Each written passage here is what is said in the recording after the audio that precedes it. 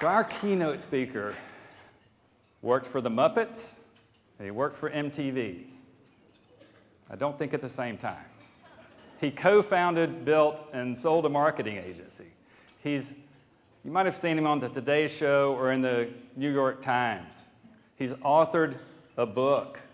He is recognized as one of the world's leading marketers. He's had more coffee today than you will have in a week.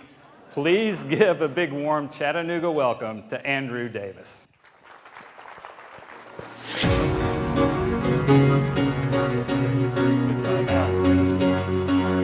right, give it up for Barry and the band and Charlie Newton and all those buskers that were playing great music for us. What a great city. Chattanooga, wow, wow. I was here in 2007, and then I was here in 2009, and it's changed. It's changed a lot. There's new stuff, sure, but you know what's changed and maybe is more important than the stuff? There's a renewed sense of pride and excitement and enthusiasm for the city, the attractions, and the people that are here. It's palpable. There's a renewed sense of optimism in all the people I've talked to today. It's just wonderful to see. So give yourselves a round of applause for already building something special. That wasn't a very big round of applause for yourselves. That's okay. We can try again later, I guess. Let's talk about marketing. For the first 15 minutes of this presentation, I want you to think of yourself as a consumer. Don't think of yourself as someone who runs a hotel or works at an attraction or hosts a tour. Don't think of yourself as a restaurateur. Just think of yourself as a consumer. Because marketing has never been more complicated. It has never been more overwhelming. It's never been more confusing. And it's never been more exciting than today. That's for sure. But we need to really hone in on the things that matter. And we need to do it as a team and use all of our voices to come across to the consumers we're trying to attract. Because all of us have an audience and all of us have an opportunity to share the message of Chattanooga. But we live in a very complicated world, an information overload world. And information overload is actually a paradox. Just because there is more information available does not mean we can consume more. You know what I mean? You know what I mean? Did you guys check your email this morning? I had 119 emails when I woke up this morning. That is information overload. And just because there is more of that available does not mean we can consume more. And when I say more information, I mean a lot more information. There are 17 new web pages published every single second. 17, 34, 51, 68, 85. That was 85 web pages. You guys got to go read them. Somebody's got to read them. Somebody on your team might have just published a web page that we're supposed to read, but we're all here. Pull out your phone. Let's read them. Got to read them. Who's reading this stuff? Who's consuming this content? This is information overload. And if we actually look at what information overload looks like, it looks like this. This is information overload as a chart, okay? Let's go back to 1950. 1950 is over here on the chart. Today is over there. You're looking at the amount of information that we actually consume, okay? And the black line is the perceived amount of information available, the amount of information we think is available in the universe. And the gray line is the information we can actually consume. You guys with me so far? I couldn't hear you. Are you guys, do you have a full mouth? Yeah. Are you, all right. In 1950, there wasn't a big gap between the information you could consume and the information you thought was available. All right, let's just imagine, some of you might have to imagine, some of you might have been there, but just in 1950, maybe there were 2 newspapers. You had a choice. You knew there was this newspaper or that newspaper. You chose to read this newspaper because that's the newspaper you wanted to read. There were 3 radio stations, and at any one time, you could pick any one show on 3 radio stations, and you knew there were 2 other ones, but you liked this one. There were magazines. Maybe you were into hobby. There were other hobby magazines, but you didn't read them because you were interested in this hobby. You knew they were out there, though. And then we get to the middle of that chart, okay? In the 1990s, all of a sudden, things start to change. And the gap starts to widen. The gap between the information we think is available and the information we can actually consume. Now, in the 1990s, the cable television explosion happened. You guys remember this? This is, people were talking about the 200 channel cable channels. It's going to be amazing. 200 channels. And everybody's like, who's going to watch 200 channels? And then there was CNN, and then there was CNN headline news. Like, if you couldn't watch news all day, you could watch the short version of the long news right here, right? Then there was Bloomberg, so you could get some business news. Then there was CNN Sports Illustrated, which didn't last. Then there was ESPN, ESPN2, ESPN Classic, ESPNU, ESPN Espanol, right? Then there was HGTV. Then there was National Geographic. National Geographic, by the way, used to show National Geographic shows. Like, actually was nature. It was, you guys don't, there was TLC. It just kept going, right? And that's when the gap starts to widen. Because if you're watching ESPN and you have a remote control in your hand, you could now say, I wonder what's on ESPN2. And click, and there it is. And this need to know, that gap between the amount of information available and the amount of information you can consume is the real issue. Let's go back to the chart so I can show you. Because today, the amount of information available is skyrocketing. If you're trying to choose a destination to go to, there's always one more blog post to read, YouTube video to watch, friend you should ask, guide you should read. There's always one more Facebook post you should consume. There's another problem you've had. There's a new airline you should check out. There's more information. There's another TripAdvisor review for the hotel. Better read it. Check out Yelp before we go. Got to read all those reviews. There's a new one. Check. This is the problem, right?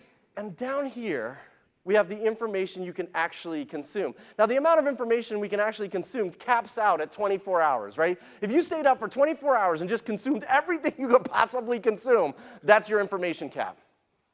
But there's still more available, and now we know that. That's a problem for us trying to get our messages out in the universe, and we face this every single day. It's a really big issue. The thing is, most of us as marketers or as business owners or as tour operators trying to attract people, we think we've got to play in the information overload world. We think if we just shove one more piece of information down our consumer's throat that they might consume it. Click now, buy now, reserve now, shop now, come now, please come now. Whatever, click this thing, please just click it so I can measure it. Got to have a return on my investment. Check out my Instagram posts. Chase, chase, chase the social stream because everybody seems to be there. The difference is the people who are unbelievably successful in an information overload world are just trying to distribute some quantity over quality. They're trying to be part of the information people actually want to consume. That's all. They're just trying to be part of people's lives and add value to their lives, to their experience. All of us have audiences that we target and maybe even have a relationship with. We need to start asking ourselves, are we fitting into the information our audience actually wants to consume? Or are we just contributing to information overload? Are they missing the right messages because we've sent them so much stuff that they've got to delete some of it because they are overwhelmed with the information available in the marketplace? Do you guys feel information overload? Yeah, 3 people there did. Every morning, I feel it too. Look, if we're going to be successful in an information overload world, we do have to start changing our perspective. We have to kind of embrace a new worldview. And the worldview is just something that's evolved over the last 10 or 15 years, especially in the digital world. Now, when you launched your first website or you worked on your first web property, you probably embraced a Ptolemaic view of the world. If you guys remember Ptolemy, say yes. You guys have a good education system. That's what that means. This is a test. That's good. That's more people than normal. For those of you that don't remember Ptolemy, the P is silent.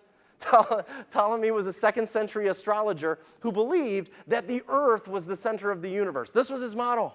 We're very important. We're the earth. We're very important. Everything revolves around us. The sun revolves around us. We're so important. Absolutely. Those planets, they revolve around us.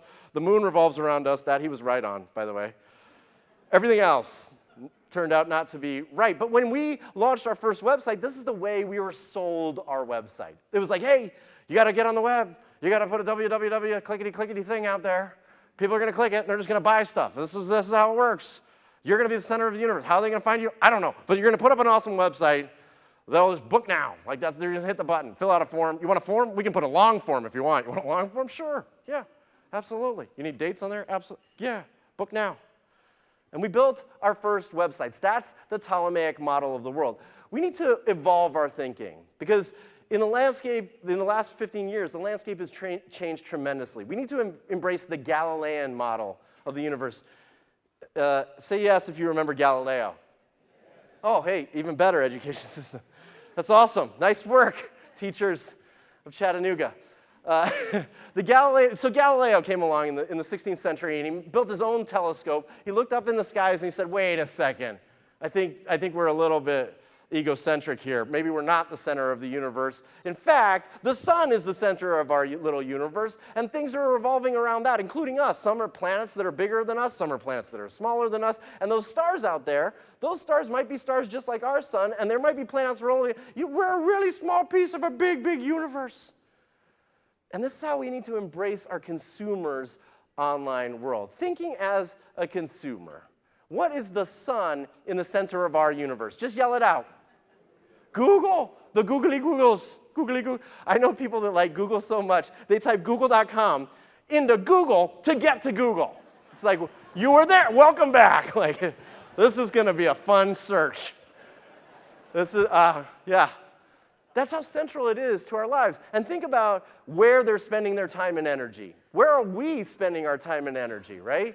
We're emailing things, we're YouTubing things, we're watching the news, we're tweeting, we're pinning, we're Facebooking, we're Flickering, we're Instagramming, we're Snapchatting, we're iTunesing, we're podcasting, we're Diggiting, we're Redditing, we're Amazoning, we're blogging, we're flipping. I just made those up because they change every day, right? These are where people are spending their time and energy and effort in their daily consumption of that information overload. And where are we? Where's that website we built? Hello? Here. Come through all the stuff you're consuming. We built a really big form with a book now button. Check it out. Come on. Hello? Now, I'm not saying you don't need a website. No, this is like table stakes today. You have to have a website. What we have to do is just change our thinking. We just have to start spending more and more time thinking about the model of the universe that our audience is in, that our guests and visitors and prospects are in. We need to start asking ourselves, are we being a Galileo or are we being a Ptolemy?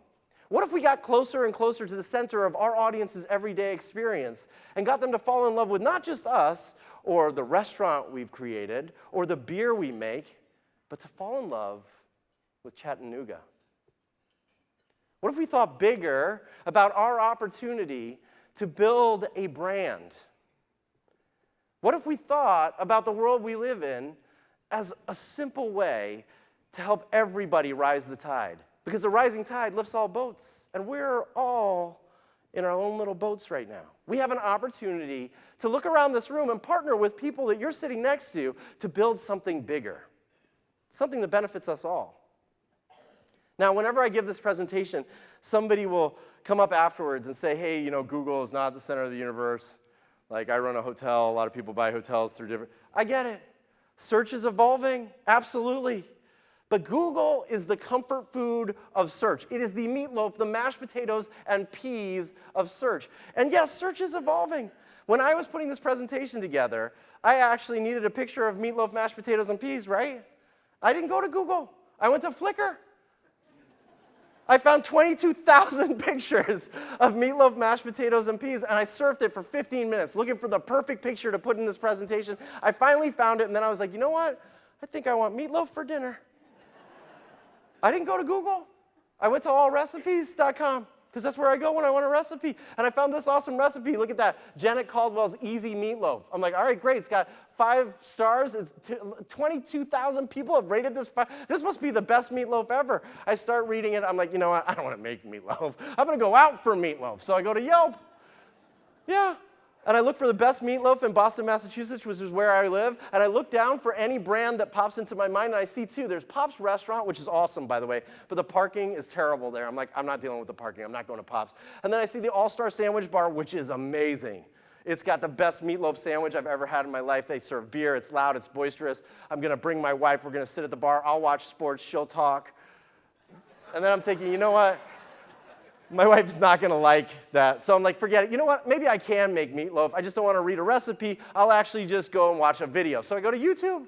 I find this awesome video, Betty's Comfort Food Meatloaf Dinner Recipe. I start watching it. Look, I've got ADD. This thing is 10 minutes long. There's no way I'm watching this whole thing. So I go to 5min.com where you can learn how to do anything in 5 minutes or less. I start watching this video. Much better. It's moving right along. And then she says, you need a meatloaf pan. And I'm like, I don't have a meatloaf pan. So I go to Amazon. I order myself a meatloaf pan. Now, I've got Prime. It should be here by tomorrow morning. So maybe I'll make meatloaf tomorrow. And then I'm a big history buff. So I'm like, wait a second. Who invented meatloaf?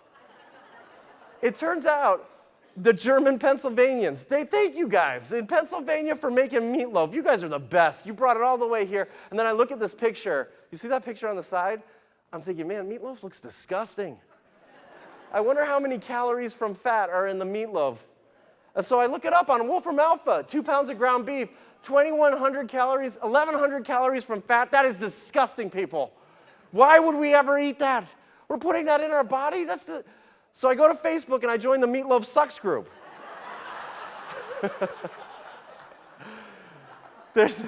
You can see here there's 36 other people who don't like meatloaf. And one person in that group wrote an 1,100-word essay about how much he hates meatloaf because one day he got E. coli. I don't know what E. coli is, so I look it up on Webby. And then I start getting paranoid because you got to cook your beef to 160 degrees Fahrenheit. And I'm like, you know what? I don't know what to think right now. Do I want meatloaf? Do I not want meatloaf? And then I'm like, I got the answer. I'll go to Twitter, because on Twitter, you can just get the pulse of the nation in a heartbeat. They can tell us. And I see this one at the top. It says, hey, I do, laughing out loud, my fiance makes a banging meatloaf. Yeah, I'm like, I think that's a euphemism. So I'm like, no, forget it, I'm not. And then this guy down here says, not got a clue what the hell I just ate. I'm like, forget it. You know what, let me cancel the meatloaf pan. I'm not making meatloaf. I type in meatloaf on Amazon. I get Meatloaf the Artist. Do you guys remember that guy? Meatloaf, Bat Out of Hell's an amazing album, right? Awesome. Does anyone know Meatloaf's real name? I didn't either, so I had to go look it up. Marvin Leaday. Yeah, Marvin Leaday, he's from Dallas. I grew up in Houston. I'm feeling really akin to this guy. And then I remember I saw something back on Twitter. Right there. It says, tomorrow night on the bill at the Bank of America Pavilion, VIP tent for meatloaf. I don't have to make meatloaf. I can go get me some meatloaf. So I go to Ticketmaster. I buy 2 tickets to the meatloaf concert. I take my camera and my wife. We have an awesome time. I take a bunch of amazing pictures. I upload them to Flickr in the morning. And then I'm like, wait a second. I'm back where I started on Flickr looking at pictures of meatloaf. Yeah. Is that how you search? He's clapping because he's like, man, I have done the same. Thank you.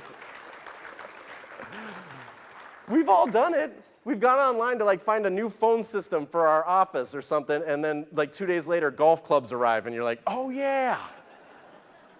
Right? This is how we buy. This is the world our consumers are in. These are the people we're trying to target and get to come to visit us. How do we stand out in that world, in that information overload world, in a Galilean universe where we're not that important, everything else is? How do we stand out when people search like meatloaf? Here's the thing. We have a tremendous opportunity. Every single one of us in the room has an opportunity to market the place we do business just as much, if not more, than the business we do. Because the irony is, in an online world where everything is commoditized, one of the best ways to differentiate the brand that we've created is by localizing it, attaching it to this place in a much deeper, more meaningful way to a bigger and broader audience more often. Ask yourself, when's the last time your business, the business you work for, took the time to add an Instagram post not about your business, but about something awesome in Chattanooga? When's the last time you added something to your newsletter that promoted someone down the street, that invited people to go to an attraction in town? Because the fact is, Chattanooga is the sum of its parts. The experience is everyone in this room. And we've got to create that experience in a much deeper way. We've got to market the place we do business just as much, if not more, than the business we do. Let me show you what this looks like. Let me tell you about the hotel. Oh, let me just tell you that last quote I put up there for the hoteliers in the room. No one books a hotel room to travel. They book a hotel room because they're traveling. And if we start to think about creating moments of inspiration in the lives of our audiences, little moments that will inspire them to go on a journey they never expected, those people will come and need a hotel room and a place to eat and another attraction to see. Our opportunity is to share the entire experience with the people we reach. Inspire them to travel. All right, let me tell you about the town with no hotel, and share with you the way others have embraced this simple idea to make a massive impact in their towns and cities. One of the first laws of attraction is actually embracing the visionaries. And if you're not sure who the visionaries are in Chattanooga, then it's probably you. You're probably the visionary. It's people who have a vision for the place and believe that they can leave a legacy and help transform a community. And this town, Hamilton, Missouri, has a visionary. Hamilton, Missouri is in the middle of nowhere. In fact, in this Wikipedia graphic, that square is the county, and the town is so small, only 2,000 people, that it's inside that county, okay? It's the middle of nowhere. They don't have an airport. They don't have a Starbucks. They don't have a fast food restaurant. They don't even have a hotel. And when I first went there, as I was driving across the country to figure out why some cities are booming and others are bust, why some cities are attracting visitors and others are struggling to do the same, I happened into this town. And when I drove into town, this is what I saw. This is the first picture I took. They do not have a parking problem, was the first thing I thought. I was like, this is awesome. Park anywhere, just not next to a dumpster. Fine. That's it. And, I wandered around the town looking for a place to eat, and I did find this place. I found Angela's Sub Sandwich Shop. And I walked into Angela's, and I talked to the woman behind the counter who happened to be the proprietor. Her name is Angela. And I said, Angela, while you're making my sandwich, I have a couple questions for you. What are you known for? Like, what is Hamilton known for?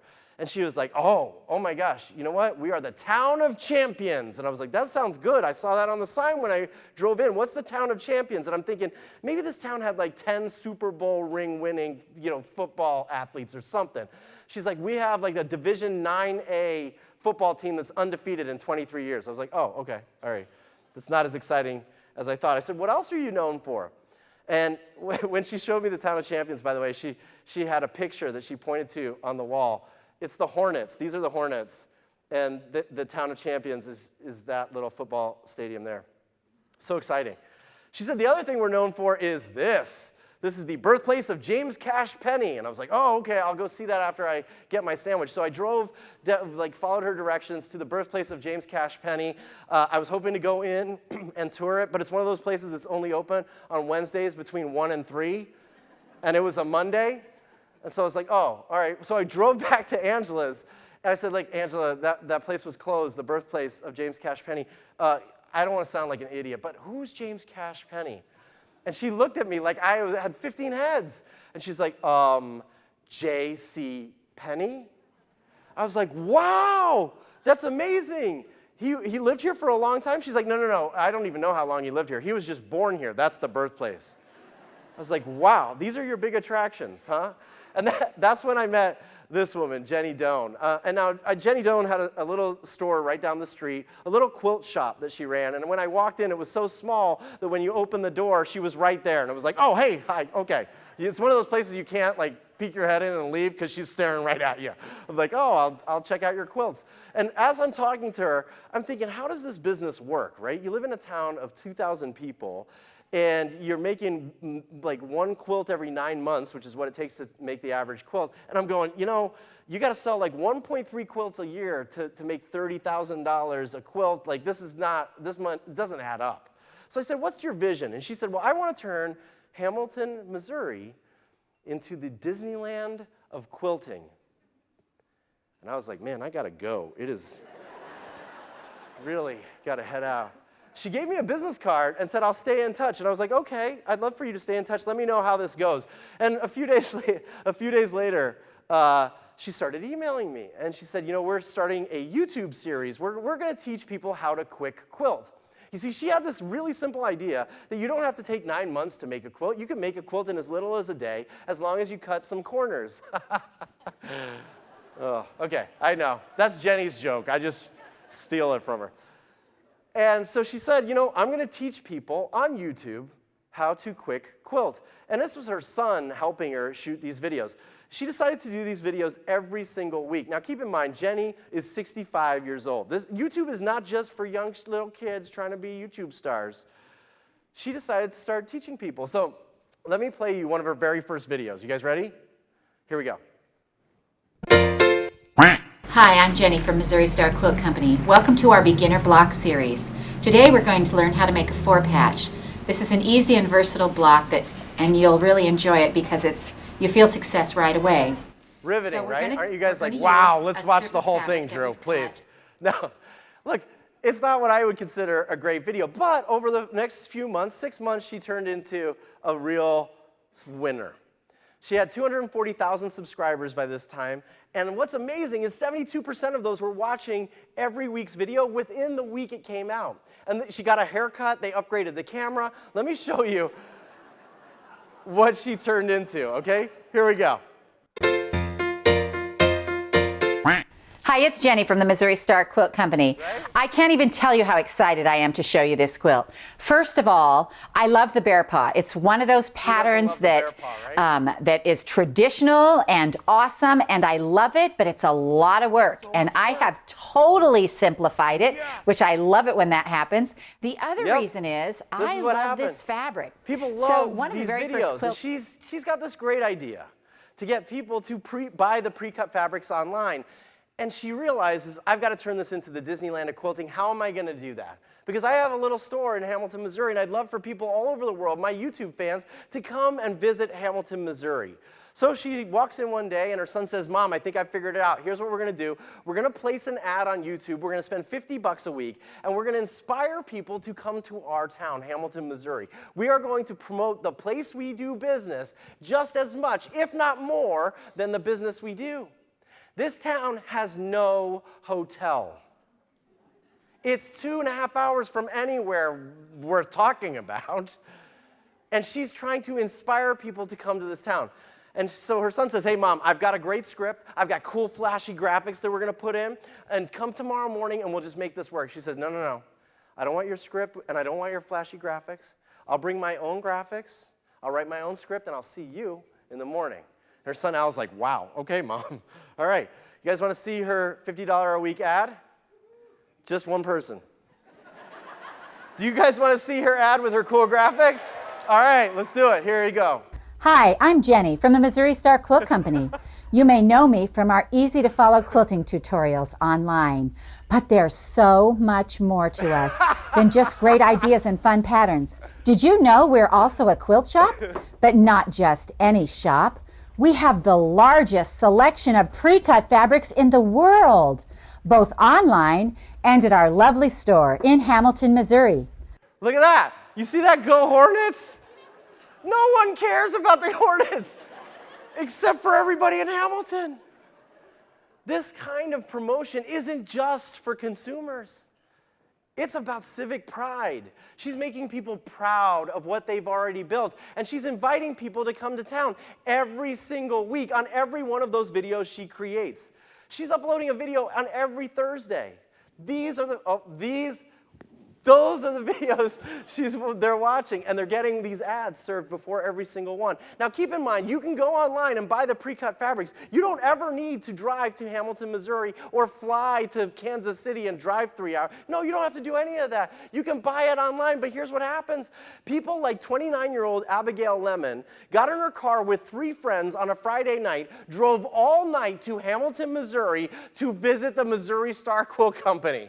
In the middle of nowhere. And they're not the only ones. It's gotten so big that they had to start building other things because no hotel wanted to be there. Every hotel said, hey, you know what? We would love to do this, but the numbers don't support it. And she was like, well, if we're building the Disneyland of quilting, I guess we're going to need a sewing center. She has a sewing center where you can come and take classes from Jenny Doan and all of the other people at the Missouri Star Quilt Company. It's a retreat in the middle of nowhere. Come on down. They had to build a bus parking lot for the tour buses that now show up on a daily basis for quilting courses. Yeah, they had to go even bigger. They had to take over a building and turn it into Penny's Quilt Shop as a nod, again, to J.C. Penney, who was only born there. They had to open a machine shed. Some of the machines they sell and service in this shed cost $10,000.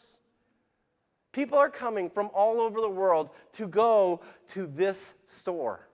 And that's not it. They had to open up some gift shops like the Boutique, because you can't just buy quilting stuff while you're here, obviously. They had to open up restaurants like a little fine dining establishment at night, a nice coffee shop in the morning. They helped renovate Angela's sandwich shop so people can get great sandwiches at lunch from the same person that's been doing business there for years. But my favorite place, my very favorite place in Hamilton, Missouri, is called Mansland. It is just for men who were brought there by their wives. And it's awesome. It's like, oh, I'm going to sit here. You go, do whatever. I don't care. Just going to smoke a cigar and drink a beer and watch a game. Leave me alone. That's what it, here's the deal. Today, she is the largest full-time employer in the county. They have 230 full-time employees. They own 21 buildings in the downtown area, including a hotel now. They built a hotel called the Sew and Stay. Every room has its own sewing machine. So you buy stuff all day, you make a quilt all night, and you need to buy stuff all the next day. It's genius. 4 restaurants, 14 stores, 120,000 visitors a year come to this town. They do 5,000 online orders every single day, and in 2018, they did $158 million in business. Give it up for Jenny Doan and the Missouri Star Quilt Company. Jenny and the entire town have benefited from the simple idea that she embraced. Can I market the place we do business just as much, if not more, than the business we do? Because no Jenny Doan fan needs a reason to visit. They don't need a list. They don't need a bunch of ideas. They know why they're coming. They just have to overcome any simple objection to a visit, like there's no hotel. That's okay, we'll build one. So what if we do the same thing? What if we market the place we do business just as much, if not more, than the business we do? How can I inspire my audience to visit Chattanooga again, or for the first time, or more often, or spend more, or go see more, stay another day? This is the essence of the idea, because it knows no bounds. Amazing things happen when you embrace the simple idea and support it with great stories. We need to uncover our origin stories, because stories own a piece of our heart. They're a core element to getting people to talk about the place they visited, to tell others. Stories are fundamental. They're in our DNA. They own a corner of our mind and a big piece of our heart. So let's talk about something that's not that far away, Muscle Shoals, 3 hours west of here, right? Have a lot of you been to Muscle Shoals? Yeah. For those of you that haven't, you should go. I mean, Muscle Shoals is right up there inside the little square. Again, it's not a very big place, but it is on the Tennessee River, right? Give it up for the Tennessee River. I mean, come on. So I think the water I'm drinking is from the Tennessee. No, it's from Florida. Sorry. Never mind. It's pretty good water. It's on the Tennessee River, and actually Florence is on the other side of the river there. You're looking at Muscle Shoals on this side. And it's a nice little town. And this is when I arrived. I took a picture. This is what the town looks like at night, because I got there late. But Muscle Shoals is a great little place. And Muscle Shoals has an origin story that's built an entire industry, but also turned it into a mecca for musicians and tourists alike.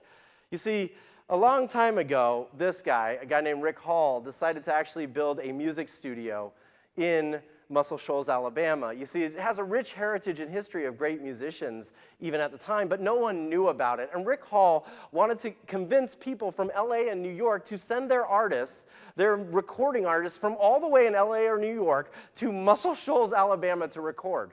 And whenever he called his friends in LA or New York, they said, you know what, Rick, why would I send someone to a studio in the middle of nowhere to record a song? And he said, look, I can guarantee if they come here, they will record hit songs.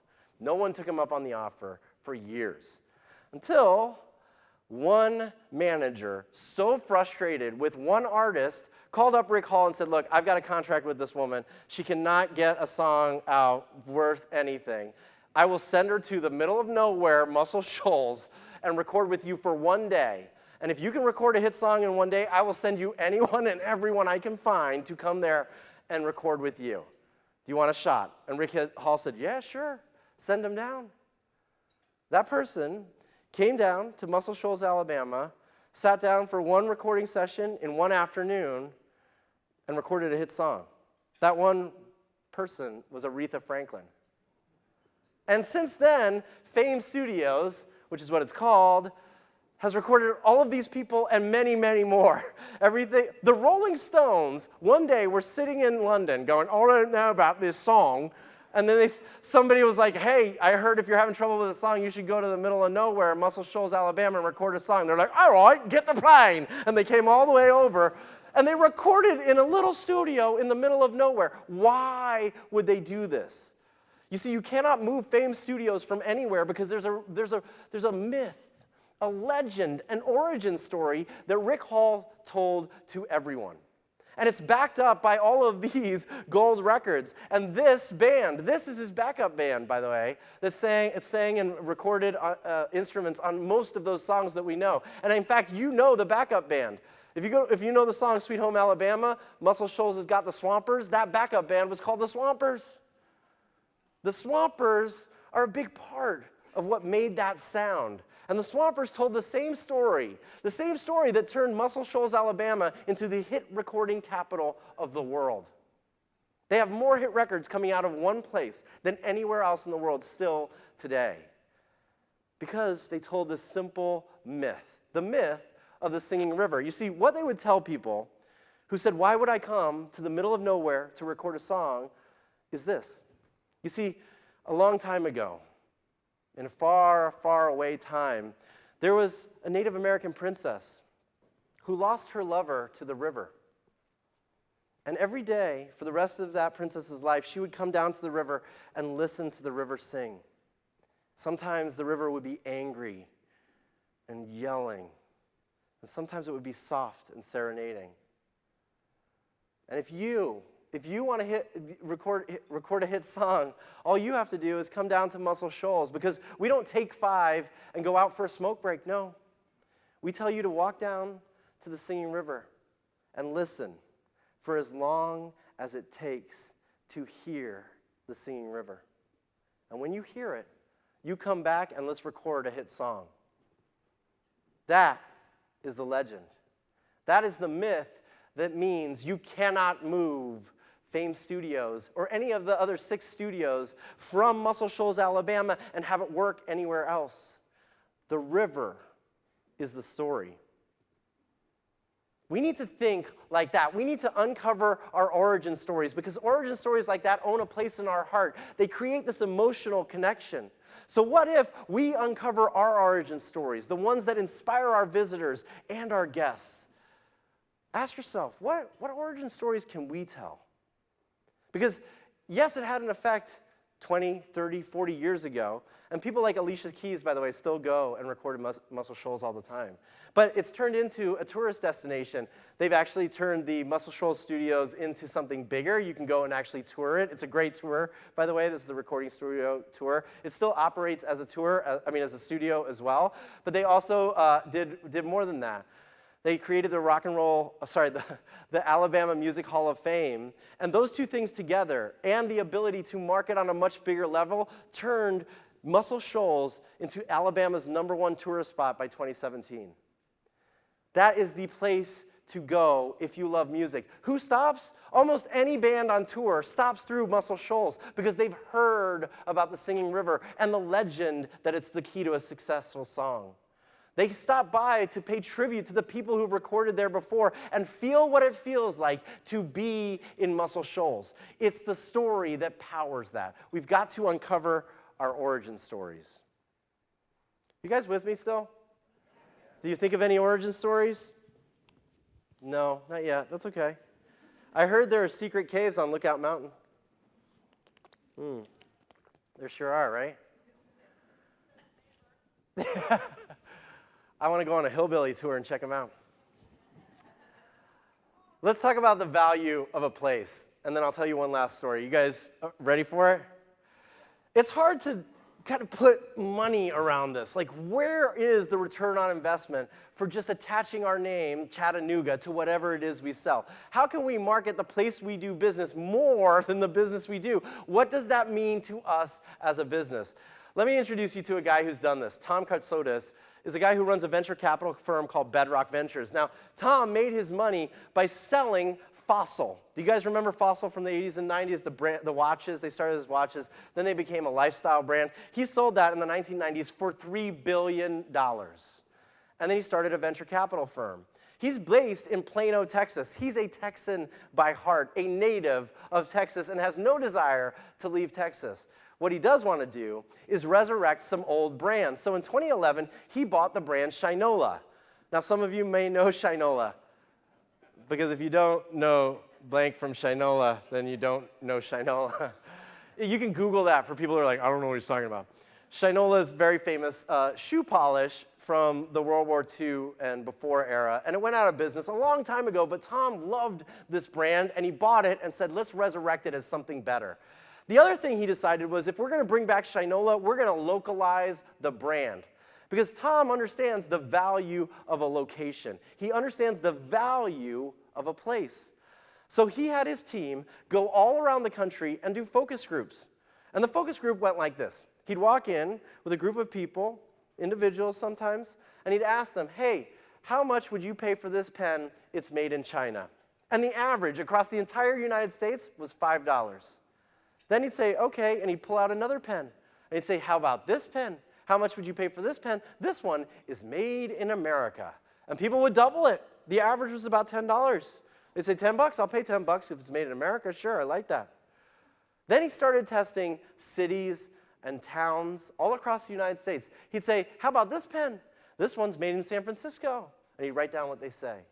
Sometimes he'd say, hey, this one was made in Florida. How much it's worth? They'd write it down. Here's the thing. Only one city continually rose to the top with the highest price per pen. Detroit. How much would you pay for this pen? The average was $15, 3 times the Chinese pen. So what did he do? He rebranded Shinola Detroit. Yeah, because there's a value, an inherent value, an imbued value that we attach to the way things are made in Detroit. But he didn't stop there. No, he started actually building in Detroit. Because he's from Texas, he said, well, we've got to be from Detroit. We've got to employ the people who actually made things in Detroit. So he took over first the 6th floor of this GM building, which used to be an innovation building for GM back in the day. Then he's now taken over the entire building. And they started launching watches. The first run of watches sold 250,000. 250,000 watches from Shinola, Detroit. And then they kept going. They now open retail stores. In fact, at the latest count, I think there are 32 retail stores around the world called Shinola, Detroit. Yeah, he's built something really special. Shinola, Detroit had 1,000% revenue growth year over year since 2012. They did $124 million in business in 2018. But what's more important for me is the story they continually tell. I'm going to read their About Us page to you. You ready? Let me get closer. It's small. This is special. This is marketing the place you do business more than the business you do. Why not accept that manufacturing is gone from America? Why not let the rust and weeds finish what they started? Why not just embrace the era of disposability? And why didn't we buy a warmer coat before we moved here? Through 4 Detroit winters, we've asked ourselves these questions and worked not to find an answer, but to build it. Because we don't think American manufacturing ever failed for being too good. Our worst didn't come when we were at our best. It happened when we thought good was good enough. It's a tall order to return to form, but we're up for it. We're starting with the reinvigoration of a storied American brand and a storied American city because we believe in the beauty of industry, the glory of manufacturing. We know there's not just a history in Detroit, there is a future.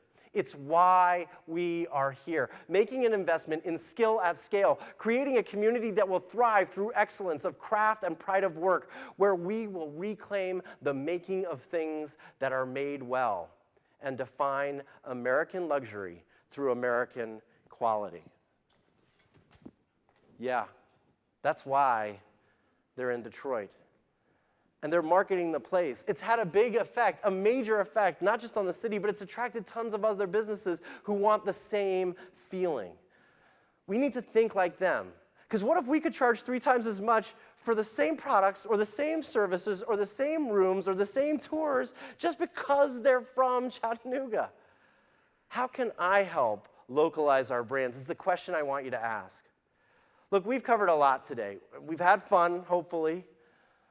I hope you're thinking to yourself how you can add to the picture, how you can add to the puzzle, because the marketing world isn't going to get any less complicated.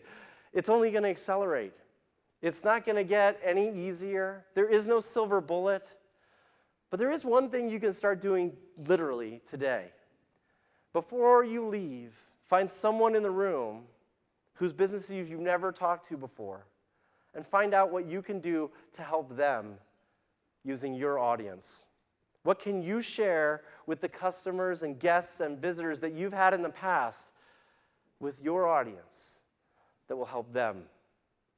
Because we're all in this together.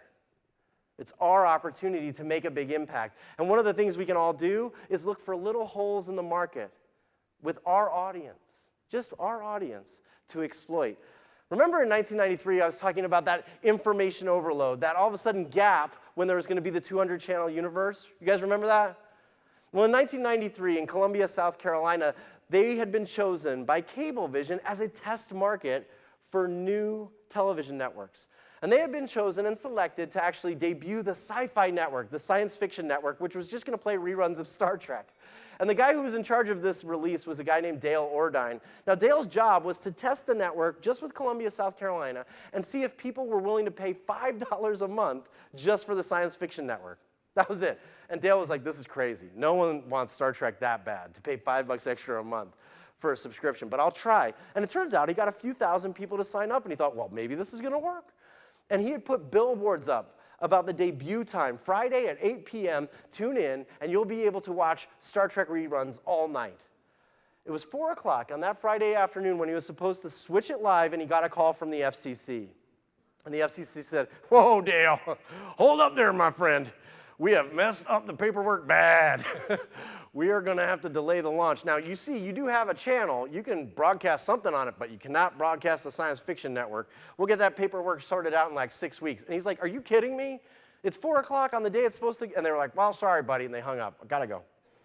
All of a sudden, he found himself in a predicament. What is he gonna do? What is he gonna put on this channel? Because these Star Trek fans are gonna be angry if they don't see the Star Trek network, the Sci-Fi Network. So what did he do?